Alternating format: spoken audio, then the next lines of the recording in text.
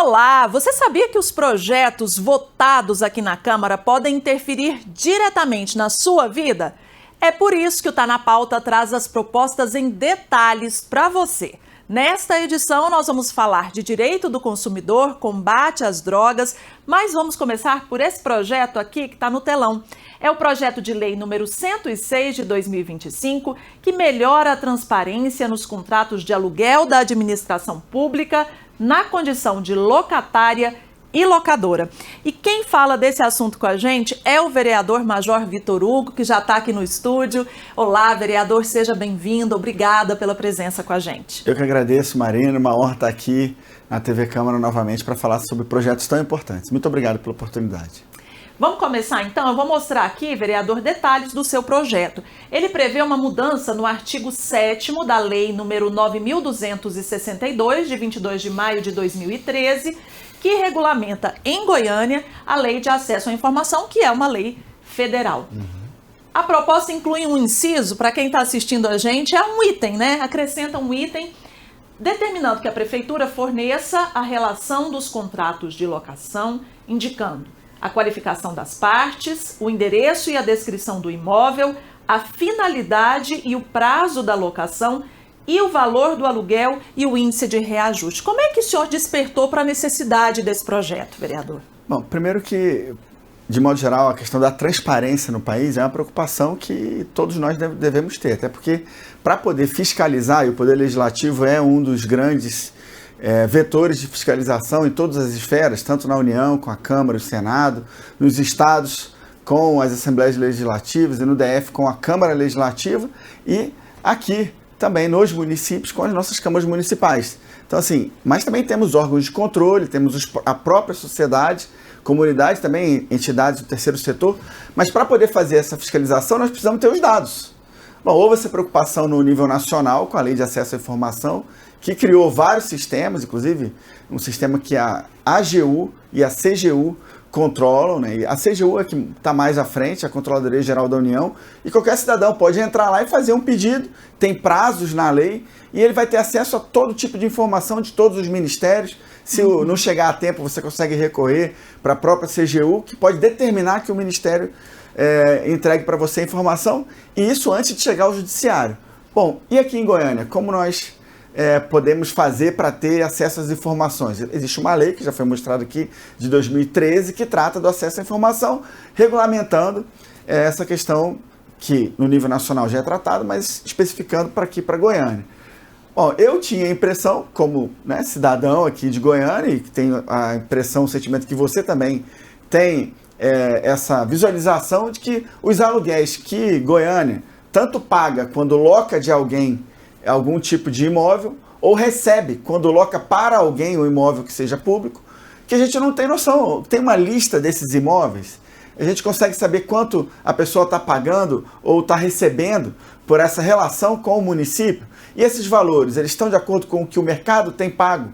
Se não estão de acordo, se está a menor, bom, por que o município está recebendo a menos? Que tipo de favorecimento pode estar acontecendo nessa relação? Ou ao contrário também, se o município está pagando mais ou recebendo mais. Então, nós precisamos saber. E para acompanhar, precisamos que esses dados estejam públicos e acessíveis. A qualificação das partes, para quem não é da área do direito, quer dizer, quem são? O município, tudo bem, vai ter lá o CNPJ do município, vai ter um nome, município de Goiânia e tudo mais. Ok, mas e aí? E o locador ou o locatário? Quem está no outro polo dessa relação com o município de Goiânia?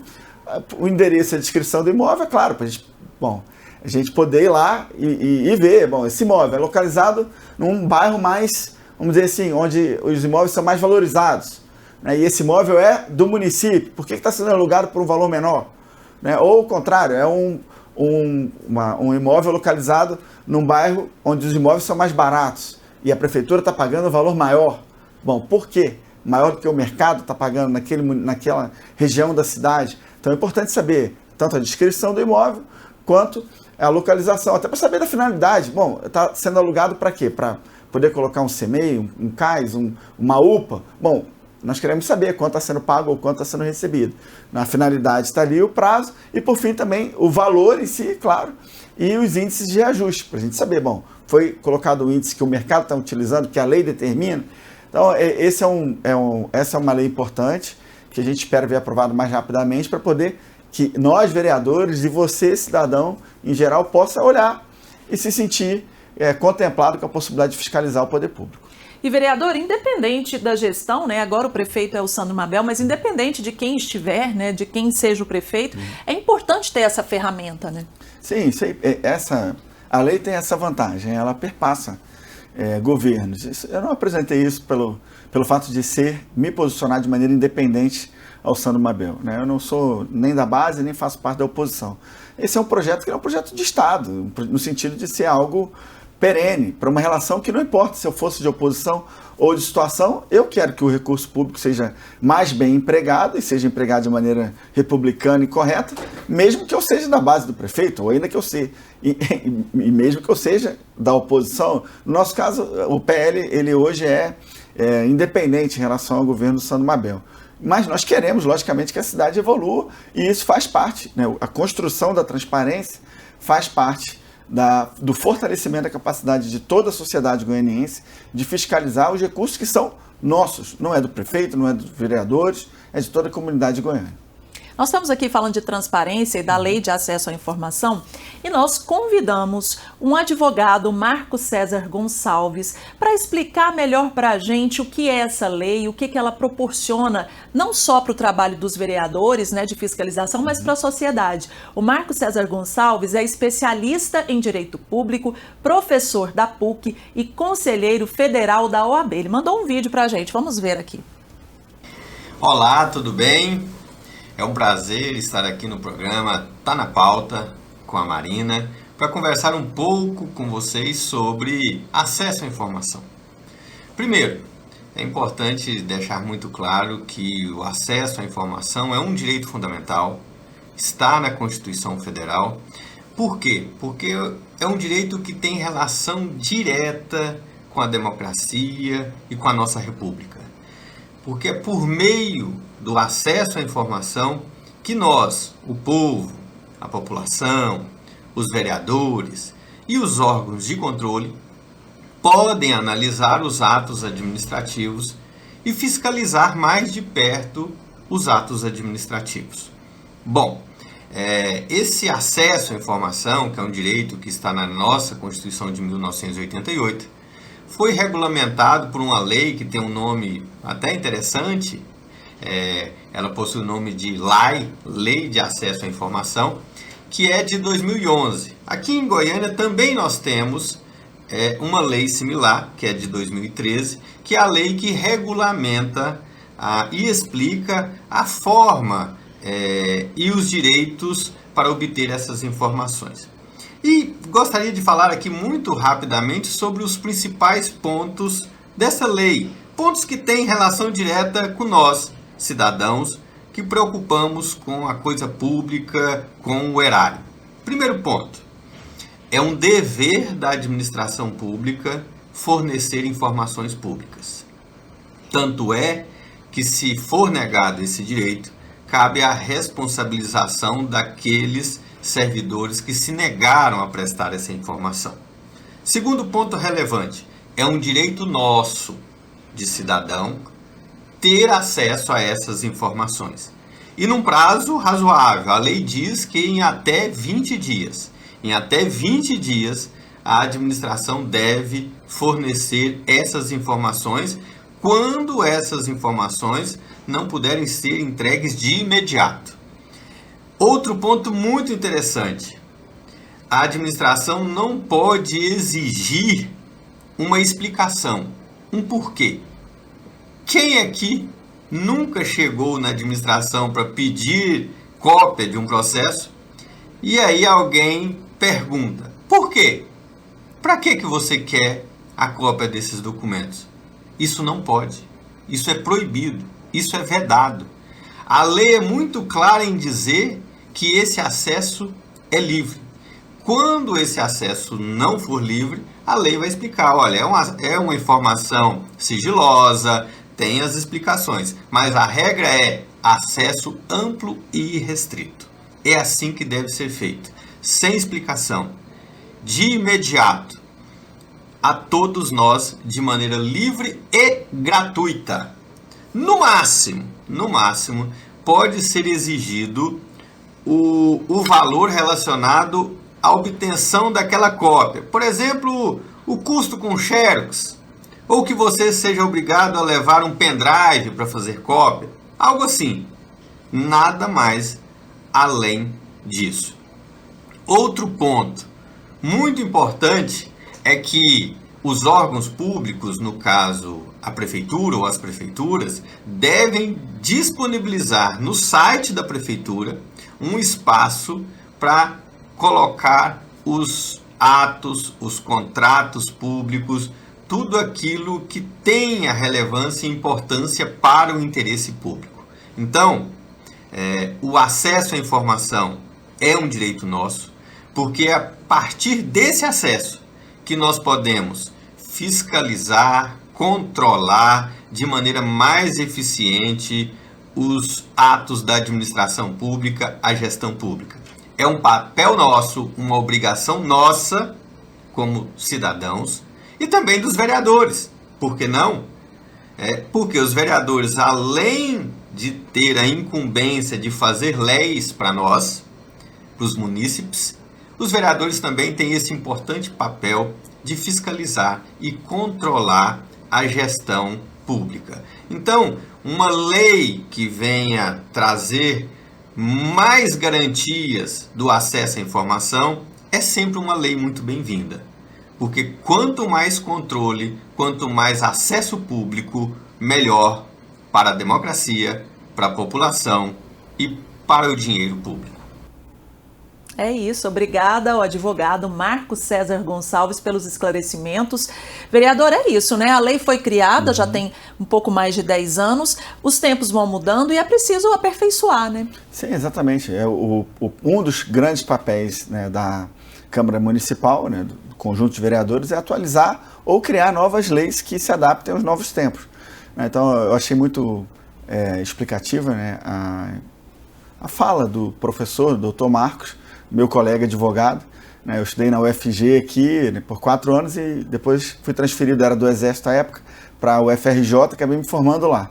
E tenho grande admiração, em especial pelos conselheiros da OAB, que precisam, e têm feito isso, dedicado muito a essa pauta da transparência. Então, eu achei a explicação muito boa e torço para que essa pauta seja aprovada o mais rápido possível, né? Para dar mais ferramentas para todos nós nos dedicarmos à fiscalização do poder público.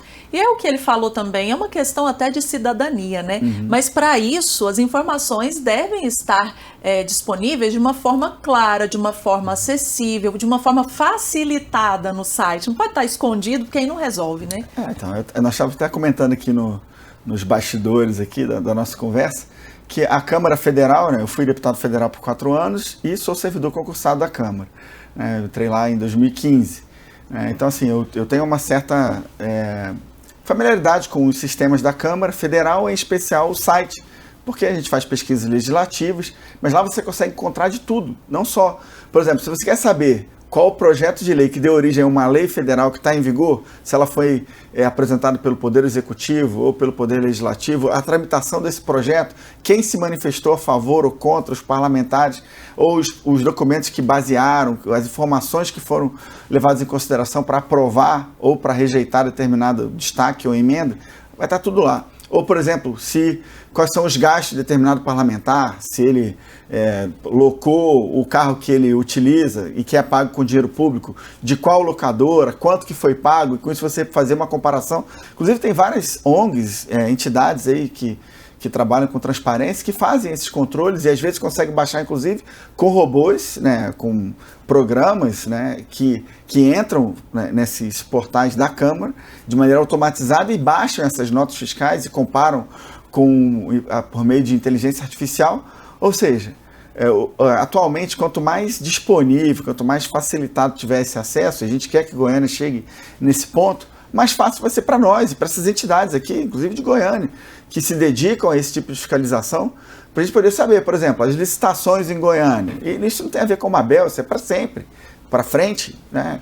Elas estão dentro de um parâmetro, né, de tecnicidade, de economicidade, né, de busca por o melhor preço, pelo melhor serviço, igual em todo o país, está seguindo as normas, isso aí pode ser feito de maneira automatizada se as informações, os editais, os contratos administrativos e outros dados estiverem facilmente acessíveis para toda a população. Um ponto que é importante explicar para as pessoas é que quanto mais fiscalização houver, maior controle também pode acontecer dos gastos públicos. E isso reflete nas políticas para a população lá na ponta, na creche, para a criança, no CMEI, na escola, na unidade de saúde, né? Sim, você tem total razão, Marina. Inclusive, serve também como um aspecto dissuasório para que algum servidor público, né, que seja mal intencionado na gestão do dinheiro público, quando ele vê que há uma transparência, que o contrato vai estar publicado, que a nota fiscal vai estar publicada, que os valores vão estar facilmente acessíveis para que todos possam ver e comparar, né, isso aí faz com que a pessoa pense duas vezes antes de fazer alguma coisa errada. Isso no final vai redundar em economia de dinheiro público para que a gente possa aplicar em mais áreas. Se a gente conseguir atingir preços menores com a qualidade de serviço sendo prestada em mais alto nível, a gente, além de conseguir aplicar em mais áreas, vai conseguir ter uma prestação de serviço melhor em todas as áreas em que a administração pública municipal ou em todos os níveis, nível estadual e federal, se debruça. Bom, nós falamos aqui de direito público, vamos falar agora de direito do consumidor, pode ser? Pode. Eu vou pedir para o meu diretor, Nenderson Coelho, colocar na tela outro projeto do vereador Major Vitor Hugo, que dispõe sobre a obrigatoriedade de estabelecimentos comerciais manterem instalados nas caixas registradoras monitores de exibição de dados e informações dos produtos de forma visível e sem obstáculos ao consumidor. A nossa equipe fez algumas imagens para a gente e eu vou convidar você a assistir comigo e dizer se tá de acordo aí com o que o projeto imagina. Nesse caso aqui é num supermercado. Assim é suficiente, vereador? Bom, o ideal é que o consumidor consiga ver claramente, acompanhar ao vivo e simultaneamente aquilo que está sendo passado. Aqui eu acho que, bom, tá razoável, né? Ela está conseguindo ver. Tem alguns caixas que estão realmente voltados só para o atendente e a gente vai se surpreender depois. Imagina numa compra do supermercado, muitas vezes você compra, não sei, 50 itens em termos de quantidade, mas uma variedade de 25 itens, em média, vamos supor, 25 tipos diferentes de itens, no total de 50, 100 itens. E não tem a promoção, às vezes a promoção só atinge se você comprar 2, 3 produtos daquele, e no outro não tem promoção, o produto X, o mesmo tipo de produto, mas de marcas diferentes, com valores diferentes, com promoções diferentes. Bom, e você está lá fazendo a sua compra, está comprando 100, 150 itens, como é que você vai ter certeza, se você não acompanhar ao vivo, pelo menos ali, conforme vai passando, se todos esses descontos e regras e valores estão sendo considerados, né? Então, o nosso projeto se preocupou com isso. O projeto, inicialmente, ele previa a ideia de ter, inclusive, em caso de reincidência de um estabelecimento comercial que não seguisse essas normas, que fosse imposto que ele colocasse um segundo monitor exclusivo para que o consumidor olhasse e acompanhasse a passagem e o registro dos materiais. Mas aí, em conversa com o setor produtivo, com receio, e um receio correto, né? Eu sou um parlamentar de direita, então eu não tenho interesse nenhum de prejudicar o desenvolvimento econômico da cidade ou de interferir de maneira brutal, de maneira determinante no domínio econômico. Então nós, ao contrário, queremos dar liberdade econômica, né, para que as relações econômicas elas se deem de maneira mais aberta e livre e a economia na nossa cidade cresça, mas também existe um limite, né? E o limite é a capacidade do consumidor, né, os direitos do consumidor, em especial de saber o que ele está comprando, se ele está pagando efetivamente o valor que foi anunciado na gôndola, né, onde o produto se encontra. Então, inicialmente a gente tinha essa previsão, mas conversando com o setor produtivo, estivemos na FEComércio, conversamos com pessoas ligadas a associações do varejo, do atacado, né, lojistas de modo geral, e aí chegamos à conclusão de que uma lei, pelo menos inicialmente, que imponha, como o nosso texto agora está fazendo, que o monitor esteja voltado especificamente para o cidadão, que temos que ser honestos, na grande maioria das vezes já é o que acontece, ela seria já suficiente. E quando não acontecesse, né, aí sim, o município, o cidadão pode fazer denúncia, o estabelecimento pode vir até ser multado por isso, mas tenho certeza que não vai chegar nesse ponto, porque é interesse de todo mundo que haja transparência. Várias farmácias, a gente vê já hoje, você vai na farmácia e já tem já um monitor voltado, um segundo monitor, ou o próprio monitor voltado para você, e você consegue acompanhar e fazer a sua... Nós temos até imagem, desculpa interromper, os nossos colegas Delúbio Reis e Bruno Trigueiro foram a uma farmácia que já tem um outro padrão, não foi combinado, mas esse aqui já é um padrão ouro, né, vereador? Exatamente, olha lá, essa pessoa consegue acompanhar para e passo, o que é muito melhor, né? É interessante esse aqui, porque às vezes assim, tem uma promoção que a pessoa nem sabia que tinha também, né? E pode ir lá buscar outro item porque tá mais barato, ou então já pode falar na hora, opa, o preço da gôndola não é esse. Eu me sinto incomodada às vezes de não ter, né? Porque eu sou míope e nem sempre uso óculos, mas imagino que tem pessoas, inclusive, que têm problemas mais sérios de visão, e aquele monitor mais distante é difícil mesmo, né? Sim. Às vezes o consumidor se sente até constrangido. Então, de novo, Marina, é a preocupação com a transparência também, com uma relação de lealdade entre o comerciante e o seu consumidor. E eu acho que o comerciante também tem o interesse de ser leal nessa relação, porque quanto mais confiança houver, mais consumidores irão lá, ele vai se desenvolver mais, ele vai ter mais pessoas para, né, mais clientes, vamos dizer. E existe uma lei federal, e vou entrar nesse ponto porque é uma discussão que a gente também está tendo no âmbito da tramitação desse projeto, que impõe que nenhum produto pode estar a mais de 15 metros de um leitor de QR Code ou de código de barras. Isso é um direito de todos nós, garantido numa lei federal, para que nenhum produto em qualquer lugar, né, os supermercados, etc., pode estar a mais de 15 metros de um leitor de QR Code, código de barra, para que você possa não ter que ir até o caixa e descobrir que o valor que está determinado lá na gôndola ou na prateleira não é o valor que vai aparecer quando você efetivamente passar no caixa. Esse não funciona sempre, né? A gente vê muito leitor estragado, ou às vezes não tem mesmo. Às vezes não tem o leitor. Aí nós estamos discutindo para ver, e aí eu estou até utilizando as ferramentas da inteligência artificial para poder ver. A gente, conversando com o setor produtivo aqui em Goiânia, eles falaram assim, por que a gente não coloca um leitor desse de QR Code ou de código de barras a cada 200 metros quadrados ou 500 metros quadrados de área, por exemplo, de um grande supermercado, né? A cada tantos metros quadrados teria um leitor.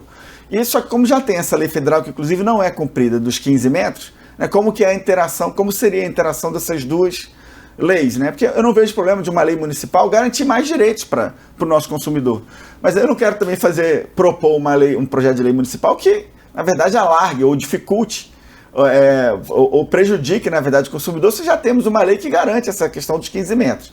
Então, a gente está discutindo para ver qual vai ser o melhor parâmetro. A gente estava pensando... Eles haviam sugerido 500 metros quadrados, mas era muito grande. Nós havíamos pensado em colocar algo próximo a cada 200 metros quadrados. Só que quando você compara com essa ideia dos 15 metros, só em poucas situações particulares em que isso refletiria numa garantia maior para o cidadão, para o consumidor. Então vamos pensar num texto que efetivamente, sem onerar demais o setor produtivo, de um lado, que é a nossa preocupação, para que também os preços não subam em função de mais dessa garantia, porque, né, os comerciantes podem alegar, para eu colocar mais leitores de código de barra, eu vou ter que aumentar o preço do produto, porque isso vai me gerar um preço mais. Então nós temos que chegar numa equação que seja a equação ótima, né? Que a gente, de um lado, garanta a transparência, essa relação de lealdade entre o comerciante e o seu cliente, mas de outro lado não implique uma intervenção no domínio econômico tão grande a ponto de gerar um aumento de preço para o próprio consumidor. É importante o setor produtivo também ter em mente a necessidade de criar uma relação de confiança com o consumidor, né? Assim fica melhor para todo mundo. Sim, esse nosso projeto vai ao encontro dessa necessidade, dessa visão que você falou aqui muito bem, Marina. Essa relação de confiança, de lealdade, é o que pode, inclusive, gerar uma fidelização, né, do cliente em relação àquele estabelecimento. Se você entra num lugar em que você se sente amparado, né, que você se sente, vamos dizer assim, numa relação de confiança em que você não vai ser lesado, né, você olha a promoção lá na prateleira, você pega o produto, quando você passa no caixa, é exatamente aquele produto com aquela promoção, você se sente mais confortável de voltar mais vezes. Agora, se é o contrário, se você vai lá e, né, pega o seu produto, quando passa, tá outra, né, informação completamente diferente, ou até com as quantidades, né? Às vezes pode haver um erro na hora de passar o produto e passar o QR Code 2 vezes, e você só vai descobrir que passou 2 vezes se você está comprando uma quantidade maior de produtos. Quando você chegar em casa, se você... E não é todo mundo que tem esse cuidado ou esse hábito, né? Eu, por exemplo, não faço isso. Não chego em casa, na hora de tirar todos os produtos da compra, pegar novamente a nota fiscal e conferir. Mas eu sei que tem pessoas que fazem. Mas imagina, mesmo para essas pessoas que fazem. Aí, depois de chegar em casa, de colocar todos os produtos na prateleira, descobrir que, sei lá, foi lançado um sabão em pó a mais. E aí você vai ter que voltar lá para provar que você só levou um e etc. Então, é muito mais fácil que a gente consiga prevenir que algo como esse fato que nós estamos relatando aqui aconteça, se essa fiscalização for simultânea ali com o monitor voltado para você. Certo. E nós vamos mudar de assunto mais uma vez para falar de mais um projeto do vereador Major Vitor Hugo. A matéria institui a cobrança de multa pelo porte e uso de drogas em ambientes públicos da capital. O repórter Tiago Menezes preparou material para a gente, explicando melhor essa proposta, inclusive também ouvindo moradores de Goiânia sobre esse assunto. Vamos ver. Segundo o texto, os infratores vão receber multa de R$ 400, atualizada de acordo com o Índice de Preços ao Consumidor Amplo, o IPCA. Em caso de reincidência no prazo de 12 meses, o valor pode ser dobrado. Se o infrator for menor de idade, serão seguidas as medidas previstas pelo Estatuto da Criança e do Adolescente. O recurso arrecadado com as multas deve ser aplicado em programas de prevenção às drogas do município, principalmente as da Guarda Civil Metropolitana, ou revertido em benefícios de entidades conveniadas. Pois é, Marina, você viu aí que o texto é bastante polêmico. Tem pessoas favoráveis e pessoas contrárias. Por isso que nós viemos para as ruas de Goiânia para saber a opinião da população. Será que o povo é favorável à criação dessa multa de R$ 400 para usuários de drogas em ambientes públicos da nossa capital? Favorável, que é uma coisa que prejudica eles mesmos e a sociedade, né? Então tem que criar essa multa. Tem que criar. Sou totalmente favorável. Contra. Por quê? Porque muitas pessoas acham que é um vício, né, da pessoa, acho que a maioria não é culpado de ser usuário de droga. É justo, né, porque ainda mais no local público e às vezes influencia, né, pessoas tá passando assim, falam, não, deixa eu experimentar isso aí e tal. Favorável. Por quê? Porque eu tenho filhos que usam, outros que já usaram, já pararam, né? Com a ajuda de Deus, já pararam e eu acho muito incômodo, né? A pessoa tá passando e os outros, né? Usando droga, né? Na frente das crianças, né? É muito feio, porque a criança que vê uma coisa daquela ali vai ficar curiosa, né? Querer saber o que a pessoa leva a pessoa a fazer aquilo, né? Tá aí o material do Tiago. Foi positivo o balanço aí em relação ao seu projeto, né? Achei que... ficou claro que teve mais pessoas que apoiaram. E essa pauta, Marina, é uma pauta muito importante. Inclusive é uma reação democrática em relação à decisão do Supremo Tribunal Federal, que decidiu algum tempo atrás que o porte de maconha até 40 gramas não é crime. Então a pessoa vai ser enquadrada como usuário e isso foi descriminalizado. Bom, a gente sabe as consequências danosas para as famílias, né, para a economia em geral, para os jovens, as crianças, adolescentes, do consumo de drogas hoje no país. Fomenta todo tipo de criminalidade organizada e talvez um dos grandes males, das grandes mazelas que a gente tem no planeta. A gente está vendo aí, por exemplo, os Estados Unidos deslocando uma força armada, uma parcela das forças armadas norte-americanas para o norte ali da Venezuela, né, para o Mar do Caribe e para a América Central, inclusive para coibir isso. A gente viu os Estados Unidos aplicando, por exemplo, sanções ao México para poder cobrar do governo mexicano ações para impedir que o fentanil adentre o território norte-americano, porque tem estatísticas que mostram que cerca de 300 crianças e adolescentes morrem todos os dias nos Estados Unidos por causa do fentanil. Então, o combate às drogas no nosso país, um país de dimensões continentais como o Brasil, nós estamos falando de 213 milhões de habitantes, uma fronteira terrestre que na sua grande extensão é muito porosa, não é uma fronteira física com o Rio, é uma fronteira que é basicamente uma linha no mapa, né? Então, assim, 17 mil quilômetros de fronteira, mais o litoral nosso, quase 8 mil quilômetros de litoral, também difícil de ser patrulhado. Nós somos rotas, fazemos fronteira com... o Brasil faz fronteira, né, com diversos países que são grandes produtores das drogas mais perigosas do planeta, e nós somos rota para os Estados Unidos, somos rota para a Europa. Então, Goiânia precisa ter um posicionamento claro em relação a isso. E uma forma de nós manifestarmos, inclusive, a nossa indignação com a postura dessa decisão do Supremo Tribunal Federal, que interpreta a lei de uma maneira que, na minha visão, é até equivocada, e amplia a possibilidade para o uso de drogas, quase um estímulo para que as pessoas utilizem drogas. A nossa forma de fazer isso o município não pode legislar sobre direito penal. Então a gente não pode criar um novo crime, aumentar a pena, tratar sobre processo penal, seria um projeto de lei inconstitucional. Mas essa multa que nós estamos criando, ela é uma multa de caráter administrativo, não é uma multa à pena. Não faz parte lá do Código Penal. O Supremo Tribunal Federal disse que não é crime, mas ele não disse que era lícito. A lei não foi modificada e está dizendo assim, não, é lícito, é permitido que as pessoas possam consumir drogas e possam consumir maconha até 40 gramas. Não existe isso. Então, se é ilícito, o ilícito ele pode ser alvo de uma multa administrativa no âmbito do município. É só a gente fazer um paralelo, por exemplo, com o Código de Trânsito Brasileiro, que é uma lei federal, mas que ela é reforçada, ela é cobrada por órgãos federais, como a Polícia Rodoviária Federal, por órgãos estaduais, como a Polícia Militar, por exemplo, e por órgãos municipais, como a Guarda Civil Municipal, que pode aplicar multa de trânsito. Bom, com esse mesmo raciocínio, e uma multa administrativa e não criminal, a nossa intenção é que a Guarda Civil Municipal, então, ao verificar alguém utilizando drogas em ambiente público, que ele possa lá multar. Alguém pode falar assim também, Marina, mas normalmente muitas pessoas que são drogadas, que utilizam, não teriam dinheiro para pagar. A nossa intenção não é arrecadar recursos com isso, não é mais uma forma de financiar o Estado, o município. A intenção é coibir. As pessoas que vierem ser multadas, se não tiverem condições de pagar, vão entrar na dívida ativa do município e vão sofrer as consequências de serem devedores do poder público.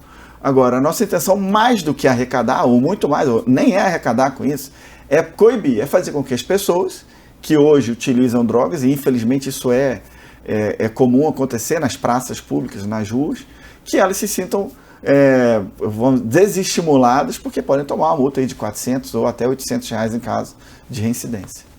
E o projeto prevê, inclusive, como os recursos serão aplicados, os recursos arrecadados com essas multas. Vamos ver aqui como é que vai ficar essa divisão. 40% iria para o Fundo Municipal Antidrogas, 35% para a Guarda Municipal e 25% para o Fundo de Incentivo ao Esporte. Como é que foi feito esse cálculo, essa definição? Bom, Marina, nós procuramos buscar fundos que financiam atividades do município que tenham a ver com o combate às drogas. Lógico, o mais evidente é o Fundo Municipal Antidrogas, por isso receber a maior quantidade de recursos.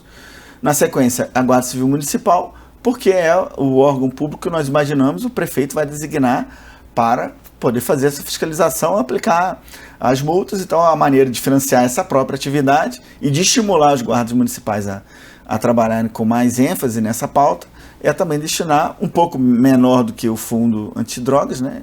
Mas também uma proporção considerável. E, por fim, o Fundo de Incentivo ao Esporte, porque nós acreditamos, e essa foi uma proposta do vereador Tiaulo, que tem sempre se preocupado muito com os esportes, e nós concordamos e acreditamos. Isso foi uma proposta que foi feita quando da tramitação na CCJ aqui da Câmara, e nós incorporamos, fizemos uma nova emenda na comissão seguinte. Por quê? Porque nós acreditamos que o esporte é uma atividade que faz com que os jovens e as crianças, ao praticar o esporte, fiquem desestimulados de ir para esse mundo das drogas. Então, trabalha no campo da prevenção. Quanto mais nós financiarmos políticas voltadas para o esporte, e as crianças terem acesso a judô, karatê, futebol, vôlei, natação, as nossas crianças, em especial as crianças que vivem, que são de famílias mais humildes e que precisam desse apoio do município para a realização ou para acesso a essa prática desportiva, mais a gente consegue proteger esse público-alvo, crianças, adolescentes em especial, que representam o nosso futuro, né, que a gente consiga proteger através do esporte. Então, eu acho que nós julgamos que essa divisão ficou coerente, inclusive, caso, existe uma previsão no próprio texto da lei, caso um desses fundos deixe de existir ou estar ativo quando da entrada em vigor da lei, a intenção é que aquele percentual que está destinado a esse fundo inexistente ou inativo seja dividido em partes iguais entre os demais que estejam ativos. E essa foi a preocupação que nós tivemos, porque o Fundo de Incentivo ao Esporte, embora hoje exista uma lei, um projeto de lei já em fase avançada de tramitação, que vai reativar o fundo, pretende reativar, atualmente ele se encontra inativado, né? Então, a intenção nossa era dar uma segurança para a lei, para que ela entrando em vigor, caso algum desses aí não estejam, né, abertos, os demais receberiam o recurso. E você tem uma atuação ligada muito à segurança pública, né, até pela sua história, e hoje preside também a Comissão de Segurança Pública da Câmara, é um assunto que você tem trabalhado, né? Exatamente, Marina. Eu fui do Exército por quase 21 anos, né, sou advogado, sou consultor legislativo da Câmara Federal na área de Segurança Pública e Defesa Nacional, que é um concurso que só tem de 12 em 12 anos e abre uma vaga no país por área. Então tem a área de transporte, de direito constitucional, direito penal, e a minha área é Segurança Pública, Defesa Nacional e Relações Internacionais. Hoje, depois foi incluído, juntaram as áreas, né? Mas quando fiz o concurso era Segurança Pública e Defesa Nacional. Então o tema da segurança pública hoje, para mim, é um dos principais, né? E eu fico muito orgulhoso de ser o presidente da comissão e de ter, né, de assistir à tramitação desses projetos aqui, alguns apresentados por mim, mas também por outros vereadores que também têm esse passado ligado, ou presente ligado à pauta da segurança pública, né? Então, é gratificante ver a gente avançando, e foi muito bom ver também essa enquete informal que foi feita aqui pela equipe de vocês, e vendo que a população nas ruas, e é o que eu vejo nas redes também, nas minhas redes, quando sempre que comento sobre esse projeto de lei, as pessoas ficam muito empolgadas, na sua grande maioria. Lógico, tem uma crítica ou outra, e eu entendo a preocupação também de quem é contrário. Eu acho que o parlamento é para isso mesmo. Porque a democracia é isso. Democracia, né? Para que a gente, né, apresente o projeto, seja criticado, elogiado, e as pessoas depois vão votar ou não nos seus vereadores a partir do que eles defenderam, do que eles trabalharam aqui na Câmara. Vereador Major Vitor Hugo, muito obrigada pela entrevista. A TV Câmara está sempre à sua disposição. Eu que agradeço e parabenizo aí pelas matérias, como foram produzidas, pelos materiais, né, e pelo aprofundamento nas pautas tão importantes e nos meus projetos aí que eu espero ver aprovados o mais rápido possível. Tá certo, muito obrigada. Esse foi o Tá na Pauta com o vereador Major Vitor Hugo. Para acompanhar todas as nossas entrevistas, é só ficar de olho na programação da TV Câmara. Obrigada pela companhia e até a próxima edição.